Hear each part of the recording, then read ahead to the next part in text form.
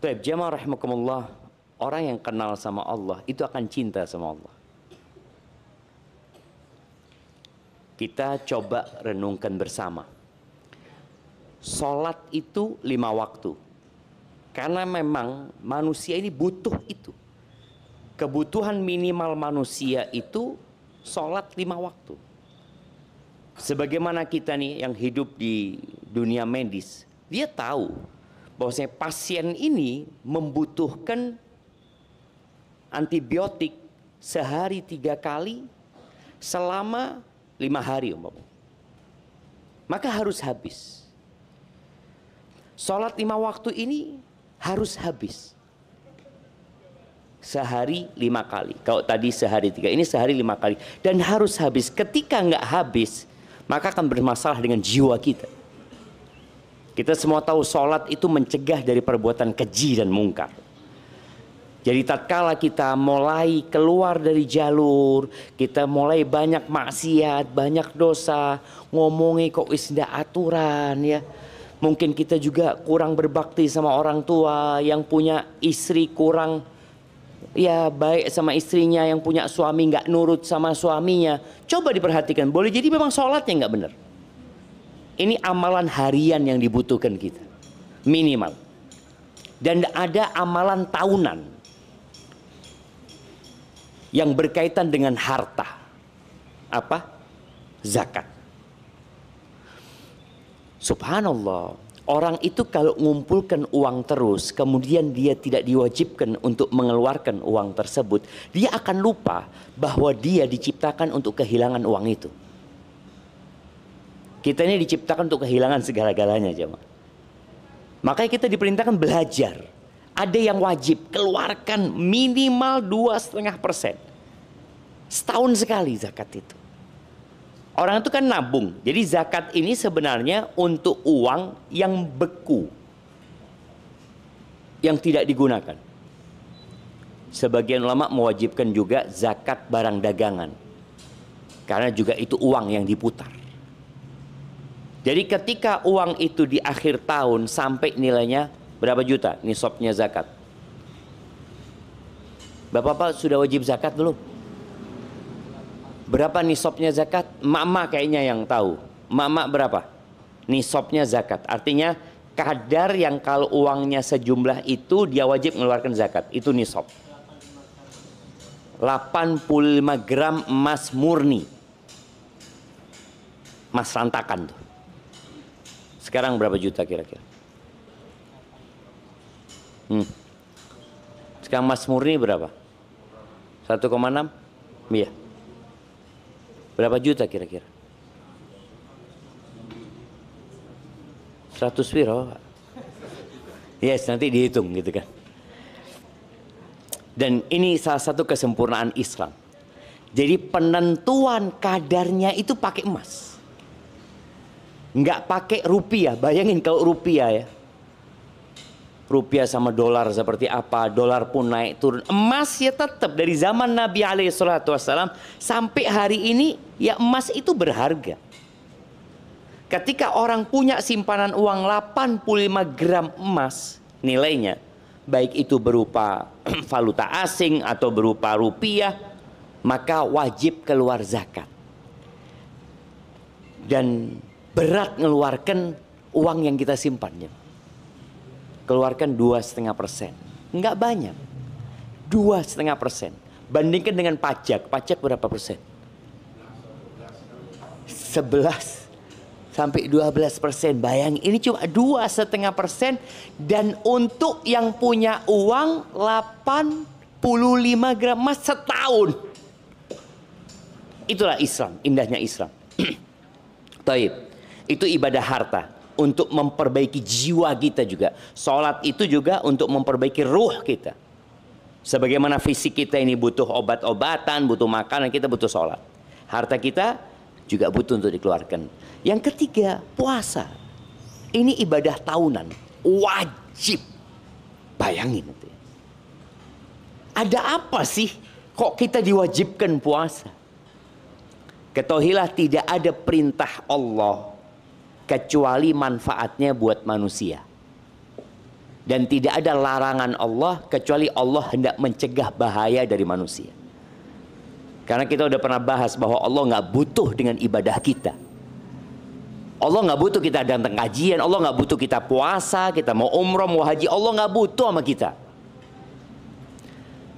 Terus kenapa kok kita harus puasa setahun sekali, sebulan? Ternyata secara fisik manusia itu butuh puasa. Secara jiwa manusia itu perlu juga mengontrol emosinya. Dan puasa ini salah satu ya terapi penyakit mental dan penyakit fisik. Berapa banyak orang yang ke dokter, dokter mengatakan puasalah kalau kau kepingin sehat. Ada akhirnya mereka bikin yang namanya apa, puasa yang masih boleh makan minum, boleh minum itu intermittent fasting gitu. Mereka bikin seperti Islam sudah ada sejak zaman dulu. Yang wajib 1 bulan, itu wajib. Buat semuanya, laki, perempuan. Yang penting dia sudah baligh dan dia mampu, dia harus melakukan itu. Dan ketika Allah mewajibkan ini, bukan untuk kesehatan fisik sebenarnya. Walaupun di situ ada hikmah-hikmah tadi. Tapi sejatinya untuk kesehatan ruh manusia.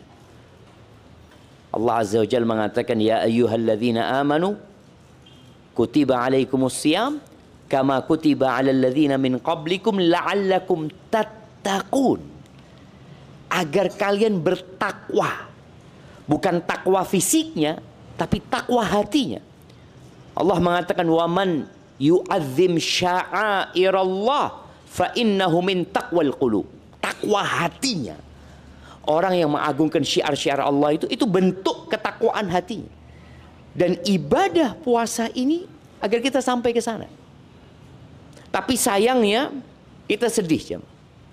Banyak umat Islam yang merasa puasa ini beban buat dia. Di rumah sakit ini puasa semua enggak? Tahu dari mana? Yo. Tahu dari mana kita orang itu puasa? Nah, nggak adil. Puasa itu beda sama sholat. Kita tahu orang sholat dari mana? Gerakannya gue lo sembahyang. Fulan mana? Sembahyang. Fulan lagi apa? Baca Quran. Fulan lagi zikir. Fulan lagi sodako, itu ngeluarkan duit tuh. Fulan umroh. Fulan puasa. Dari mana tahu puasa? Oh lemes. Oke lemes. Iku lo di rumah sakit lemes kabeh. Wong. Tahu dari mana? Nggak ketahuan loh jemaah. Puasa ini benar-benar ibadah yang hanya Allah yang tahu. Orang yang ngomong saya puasa belum tentu puasa. Ngaku, oh itu cuma pengakuan. Karena puasa ini ibadah meninggalkan, bukan melakukan. Semua amalan itu perhitungannya jelas. Kata Nabi SAW, kebaikan dilipat gandakan jadi 10 kali lipat, jadi 700 kali lipat. Orang baca Quran alif lam mim, hitungannya berapa? 30 dia dapat. Orang sedekah 1 juta, berapa dia dapat? Bisa 10 juta, bisa 700 juta yang dicatat di catatan dia. Tapi orang puasa, kata Allah Azza wa Jalla dalam hadis qudsi, illa siyam fa innahu li, kecuali puasa. Aku yang punya perhitungan sama puasa itu. Wa ana ajzi bihi, aku yang akan kasih pahala. Kenapa? Yada'u ta'amahu wa syarabahu wa syahwatahu min ajli. Ini orang meninggalkan makan. Makan itu halal, dia tinggalin. Apalagi yang haram lah, sing halal aja ditinggal.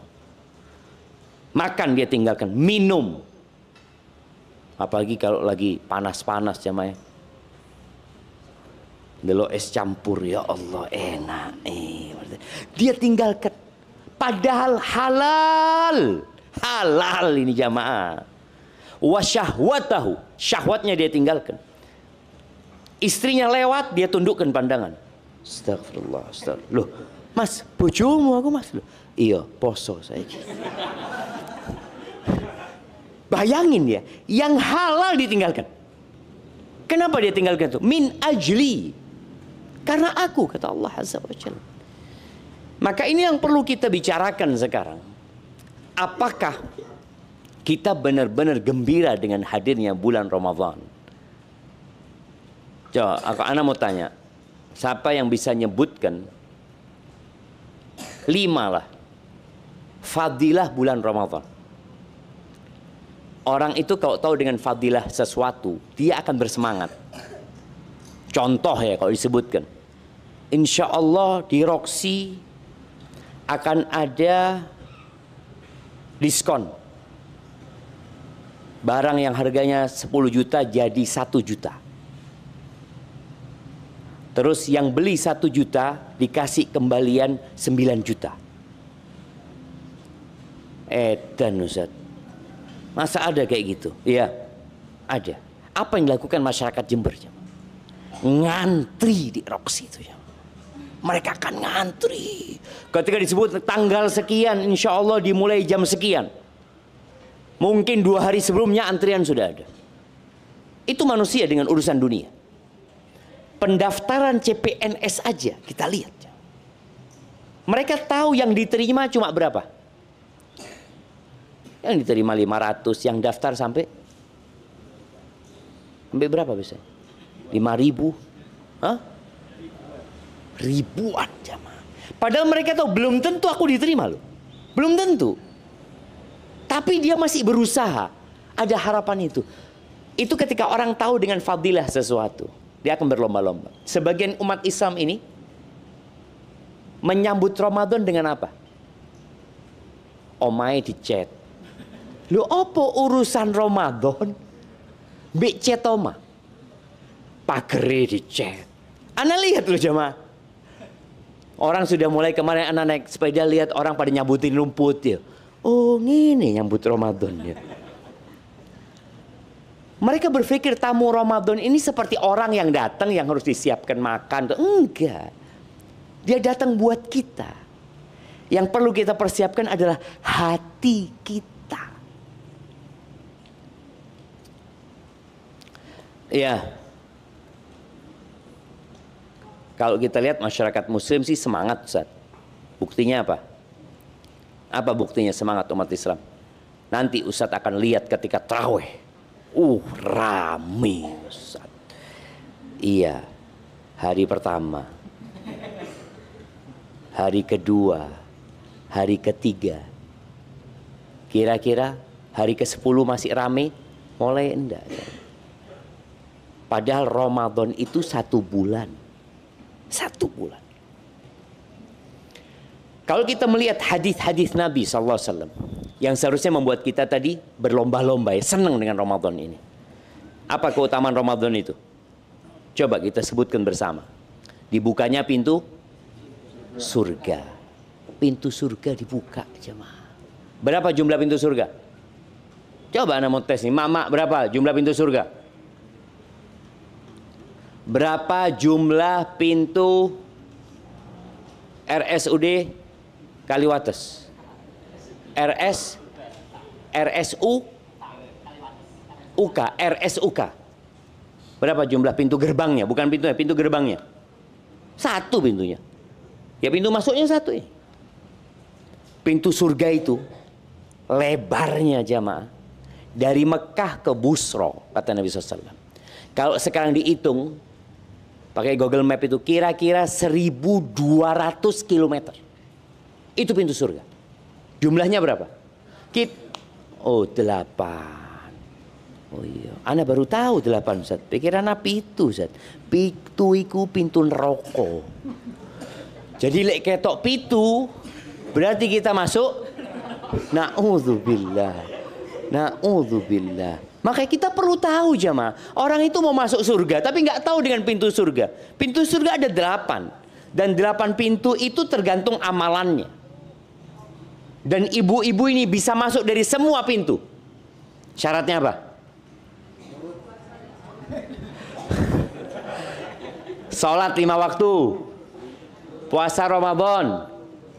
Terus nurut mbek bojone. Sing paling abot iki no.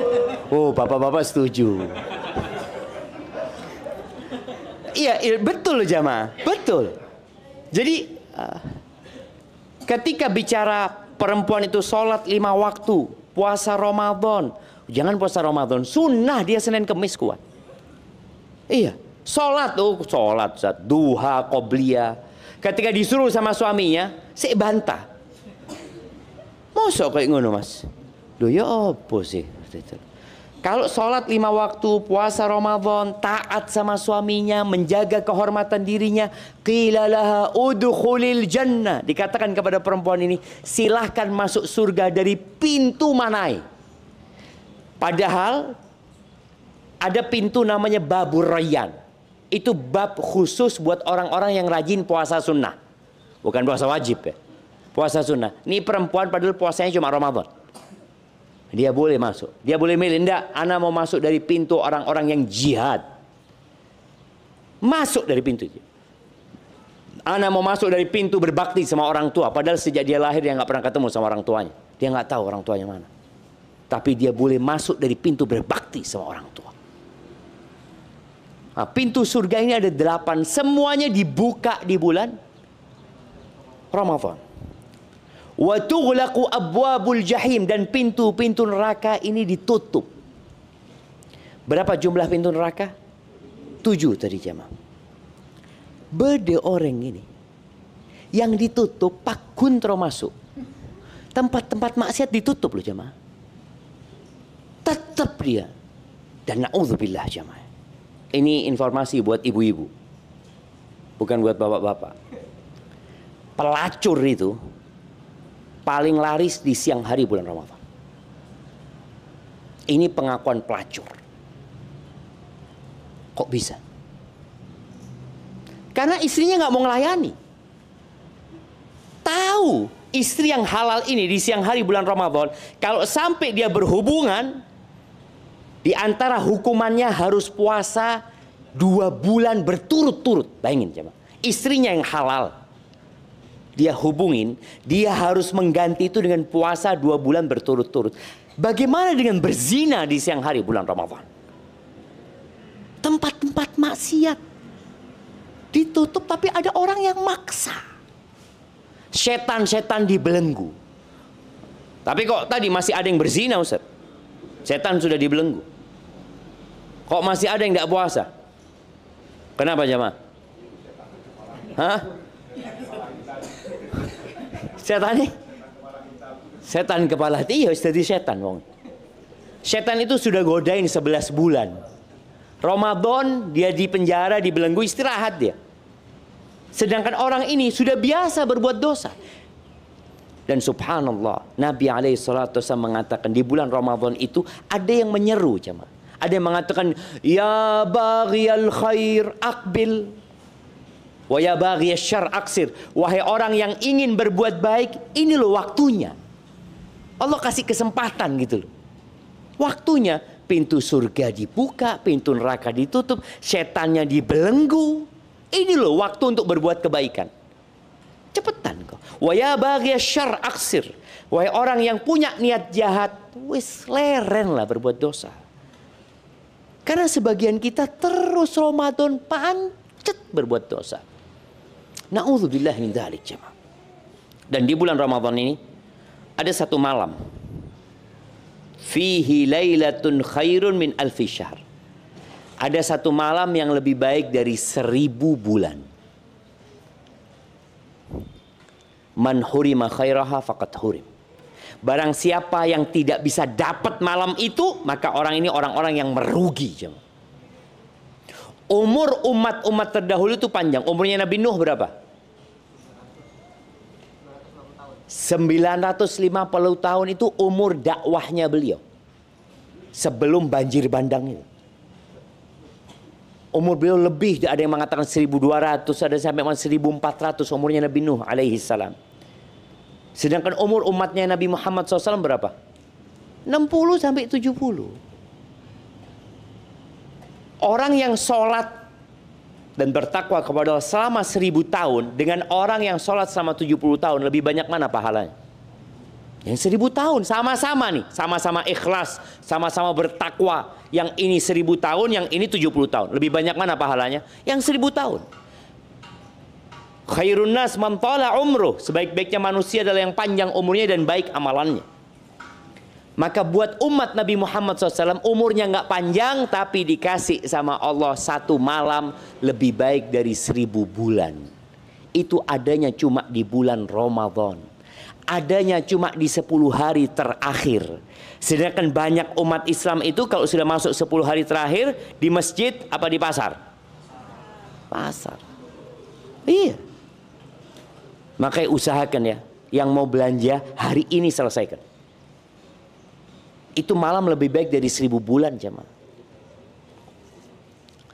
Kalau dikatakan kepada bapak-bapak dan ibu-ibu, ini ada kesempatan 1 bulan kerja ndak pulang, 1 bulan kerja ndak pulang, digaji 1000 bulan. Gajinya berapa di sini? Nah, anggap 3 juta. Ada yang 3 juta? Oke, anggap 3 juta. Kerja sebulan tapi tidak pulang ke rumah. Dia ngomong sama istrinya, "Dek, aku iki ono tawaran." Apa tawaran ini? Kerja saulan gaji 1000 bulan. 3 juta kali 1000, 3 M. Aku kerja saulan digaji 3 M. Tapi tidak mulai nak oma. Apa kata istrinya? Aku melok bang. Melok kerja. Loh, ya apa digaji 3 M jamaah? Telepon bapaknya, "Pak, aku udah iso mudik, Pak." Apa? Ono tawaran. Kerja saulan gaji 1000 bulan. Jadi bapaknya, "Melok aku nak." Teko deh gini. Bayangin jamaah. Dan Allah kasih tawaran itu. Lailatul Qadri khairun min alfi syahr. Lebih baik dari 1000 bulan. 1000 bulan itu kalau dihitung tahun berapa? 83 tahun plus 4 bulan. Siapa yang umurnya sampai ke sana? Kalau 10 tahun kita dapat Lailatul Qadar, kita dapat umur kira-kira 830 tahun lebih. Kalau 20 tahun, 1600 lebih jemaah. Dan ini sebuah karunia Allah kepada umat Islam. Tapi banyak di antara kita tadi, di akhir Ramadan lemes. Maka tolong direncanakan mulai sekarang. Yang pertama perlu diperbaiki niat. Man shoma Ramadhana imanan wahtisaban. Barang siapa yang puasa Ramadan karena iman dan karena berharap pahala. Sebagian kita itu puasa, apa mak puasa situ? Tak nyaman saya, kapi Roma puasa. Iya. Ada orang yang puasa karena tidak enak. Teman-teman pada puasa. Orang ini kalau kumpul sama yang tidak puasa, dia nggak puasa. Berarti dia berpuasa bukan karena iman. Nah, kok saling tuding ini? Ini sih tidak puasa ini. Besok acara buka bersama, poso kabeh. Karena ada acara buka bersama. Karena yang tidak puasa tidak boleh makan. Takut ketahuan tidak puasa, akhirnya poso.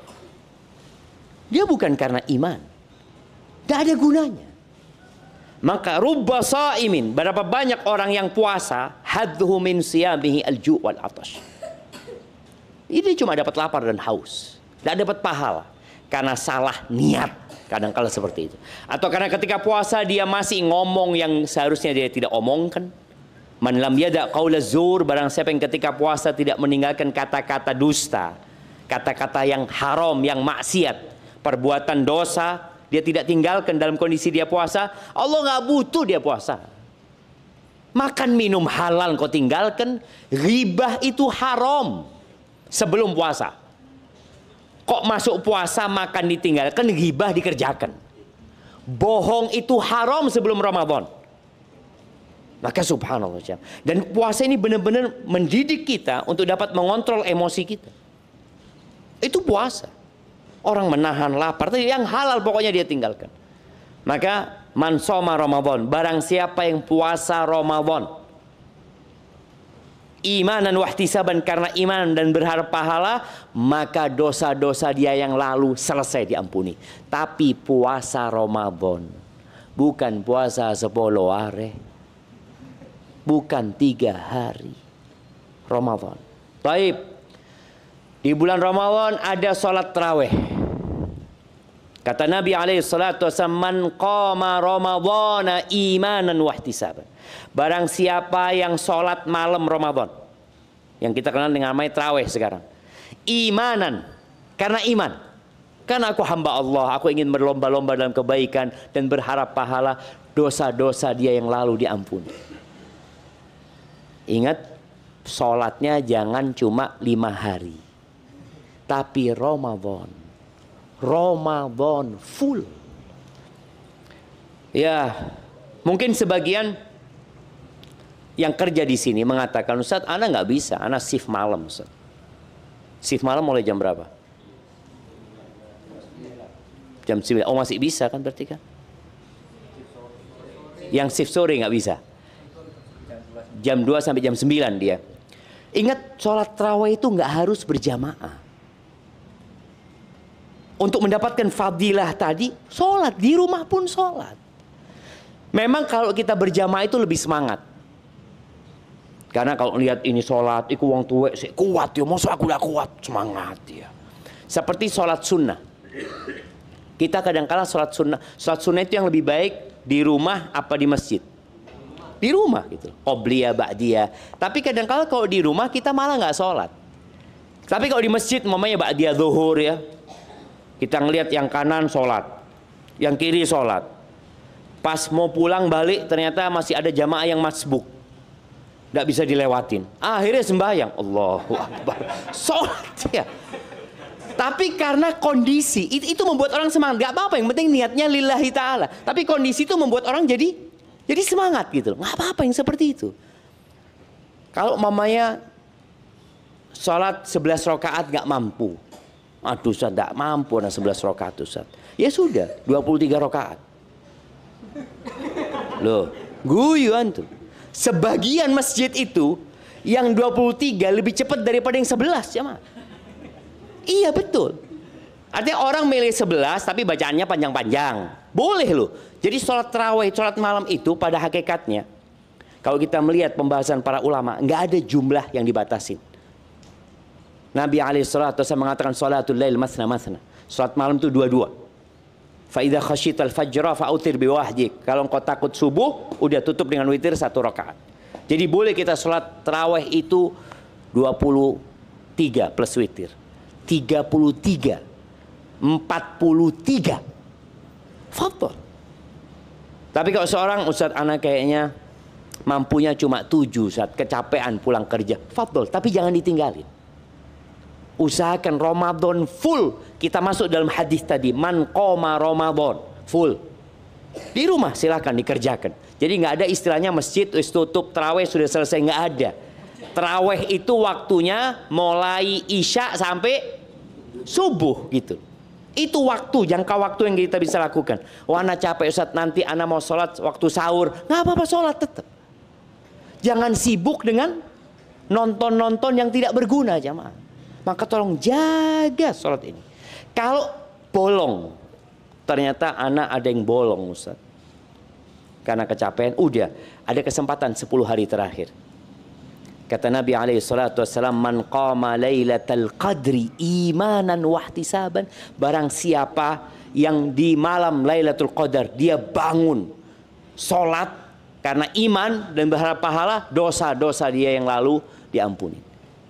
Maka ingat, kalau sampai ada yang bolong di 20 pertama, 10 hari terakhir jangan sampai ada yang bolong. Loh, katanya Lailatul Qadar Ustaz, kan cuma 1 malam. Nah, cuma kita nggak tahu yang mana. Oleh karena itu Rasul Sallallahu Alaihi Wasallam di 10 hari terakhir itu iktikaf jemaah. Nggak wajib iktikaf ini. Dan juga tidak menjadi syarat orang untuk mendapatkan Lailatul Qadar. Tapi beliau iktikaf full. Karena orang kalau full 10 hari terakhir sholat, insya Allah dapat Lailatul Qadar. Karena di salah satu malam itu mesti ada Lailatul Qadarnya. Contoh, kalau antum dikasih amplop 10. Di salah satu amplop ini ada uang $1.000.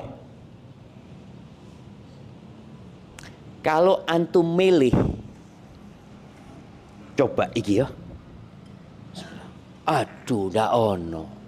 Seperti itu kira-kira orang Lailatul Qadar. Kalau antum milih salah satu malam, kayaknya malam 23 ini. Bismillah, sholat. Ternyata bukan di malam 23, nggak dapat antum. Tapi kalau semua amplop itu antum ambil, pasti ada yang $1.000 itu. Kalau antum full 10 malam itu beribadah kepada Allah, maka insya Allah dapat. Oleh karena itu usahakan di 10 hari terakhir, ibu-ibu jangan sibuk dengan belanja. Jangan sibuk-sibuk masak. Wis. Bukanya seperti Nabi SAW. Nabi buka apa? Kurma muda, rutop. Kalau nggak ada, kurma. Kalau nggak ada, minum air. Terus sholat. Terus sholat jamaah. Oh sama Ustaz. Ana juga rutop Ustaz. Rutop pertama nih tok. Habis gitu kole, ketan, opo meneng, ager-ager ini itu. Makanya sebagian orang itu puasa kayak nggak puasa. Coba mungkin nanti sebelum masuk bulan puasa timbang semuanya. Kalau selesai Ramadan turun berat badannya, semoga menjadi tanda dia serius puasanya. Karena puasa itu mengurangi lingkar perut. Seharusnya seperti itu. Seharusnya. Karena makannya berkurang. Namun ternyata umat Islam di bulan Ramadan konsumsinya lebih banyak. Maka tolong tadi di 10 hari terakhir yang mau bikin kue apa ini beli sudah. Beli.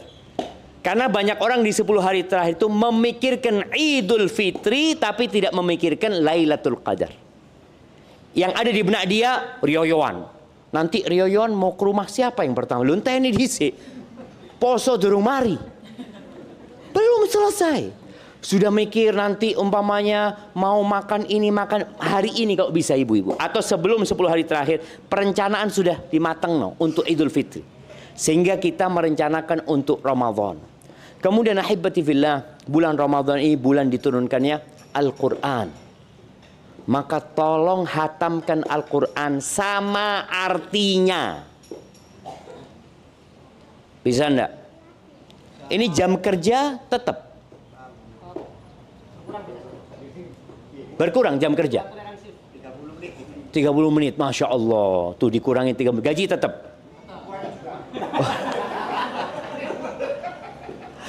Dikurangin 30 menit, gaji ditambah THR. Bayang no. Kurang apa sekarang? Artinya udah turun THR. Ramadan turun Ustaz. Apa sih? Artinya Ramadan ini ditunggu-tunggu, pedagang nunggu Ramadan. Karena dagangan laris. Pegawai nunggu Ramadan karena ada THR gitu kan. Tapi ingat, itu akan kita tinggalkan semua. Ada Lailatul Qadar yang akan mendampingi kita nanti di kuburan. Nih, Ramadan bulan Al-Quran. Nabi SAW itu tadarus Quran sama siapa? Sama siapa? Jibril. Sama Jibril datang langsung. Dan kadang-kala Nabi SAW sholat malam itu 1 rakaat 5 juz. Ya, 1 rakaat 5 juz. Masjid. Hah? 1 rakaat. Tiap juz, tiap 2 rakaat ngombe juz ngono. Iya, masjid ini berapa juz? 30. Ndak mari pisan. Juz 30 saulan ndak mari. La haula wala quwwata illa billah. Itu kembali kepada semangat. Usahakan kita menghatamkan Al-Qur'an. Sebagian salafus saleh ya. Qatadah bin Di'amah Sadusi, dia sebelum masuk Ramadan hatam tiap 7 malam. Masuk Ramadan dia hatam tiap 3 malam. Kemudian masuk 10 hari terakhir dia hatam tiap malam. Bayangan ya, kenapa dia hatam tiap malam? Dia berharap pahala 1000 bulan. Kalau dia dapat malam itu 30 juz, hitungannya bukan 1 malam. 1000 bulan. Bayangin. Maka kita harus benar-benar memikirkan hal itu. Direncanakan yang mau hatam, saya kayaknya Ustaz mau hatam paling tidak 2 kali. Ya sudah bikin perencanaan. Kalau hatam 2 kali berarti tiap hari berapa juz?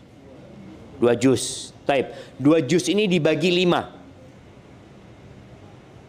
Subuh, zuhur, asar, maghrib, isya. Bagi. Jangan sekali duduk antum mau 1 juz. Oh, alhamdulillah 1 juz Ustaz. Bagaimana? Tadarus di masjid. Tadarus di masjid lagi, mau coba halaman, terus ngopi. Ngopi apa bagianmu teko meneng moco meneng. Terus sak jus opo sak halaman berak. Jadi tadarus itu kalau mau dapat sak jus yang ngrungokno sak jus. Allahu Akbar ya. Ini perlu difahami bersama karena ada orang yang merasa telah berbuat baik padahal belum sebenarnya.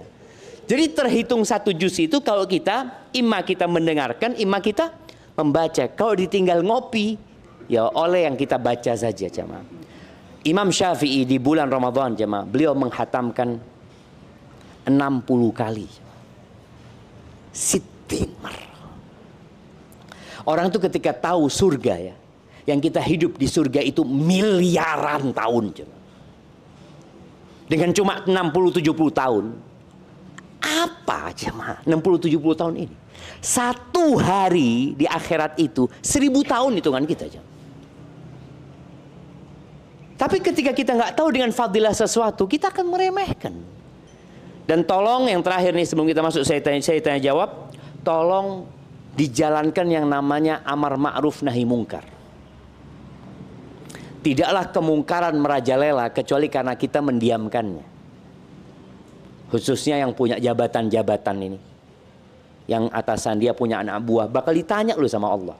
Lu Ustaz, saya cuma urusan pekerjaan dunia. Lu enggak. Dalam agama kita, orang tua itu wajib beramar ma'ruf nahi munkar kepada anaknya. Atasan yang punya jabatan, yang dia bisa nyuruh anak buahnya berangkat ke sana, terus ke sini, dia bisa nyuruh itu, maka dia bisa menyuruh anaknya untuk masuk surga atau anak buahnya masuk surga. Bisa. Dia katakan kepada dia anak-anak buahnya, sholat lu. Lu apa urusanmu aku?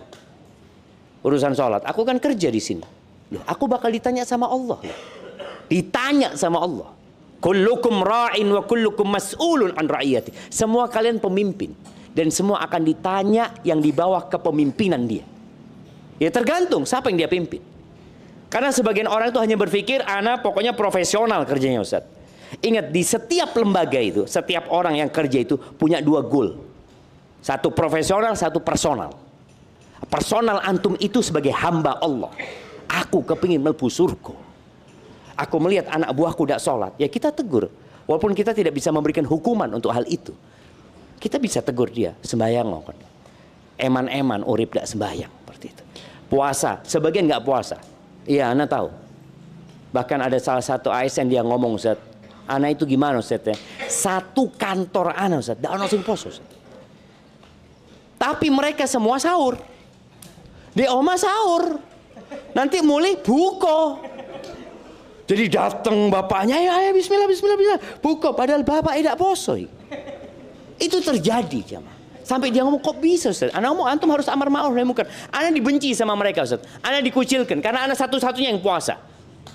Dan itu konsekuensi untuk masuk surga. Memang berat, dibully, dimaki, diasingkan sama orang-orang. Tapi ingat kita punya tujuan personal ketika kerja di tempat ini. Kita sebagai hamba Allah Azza wa Jalla. Jangan lupa itu. Jangan cuma berpikir profesional, ya profesional. Kalau bicara profesional kita bicara transaksional. Sudah anak kerjakan apa yang diperintahkan, selesai. Nah, kita semua hamba Allah Azza wa Jalla dan Allah kasih kesempatan Ramadan ya. Hadza, taib, fadhal kalau ada pertanyaan.